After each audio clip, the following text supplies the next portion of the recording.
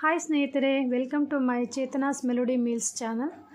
ನಾನಿವತ್ತು ನಿಮಗೆ ತುಂಬ ಸಿಂಪಲ್ ಆಗಿರುವಂತಹ ಫ್ರೈಡ್ ರೈಸ್ ಅಂತ ಹೇಳ್ಬೋದು, ಇಲ್ಲಾಂದರೆ ವೆಜಿಟೇಬಲ್ ರೈಸ್ ಅಂತ ಹೇಳ್ಬೋದು. ಸೊ ಅದನ್ನು ಮಾಡೋದು ಹೇಗೆ ಅಂತ ತಿಳಿಸ್ಕೊಡ್ತಾ ಇದ್ದೀನಿ. ಒಂದು ಬಾಣಲೆಯಲ್ಲಿ ನೀವು 4-5 ಚಮಚ ಆಯಿಲನ್ನು ಹಾಕ್ಕೊಳ್ಳಿ.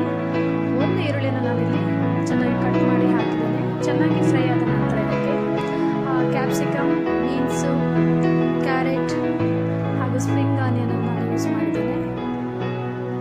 ಸೊ ಇವುಗಳನ್ನೆಲ್ಲ ಸಣ್ಣಗೆ ಹೆಚ್ಚಿ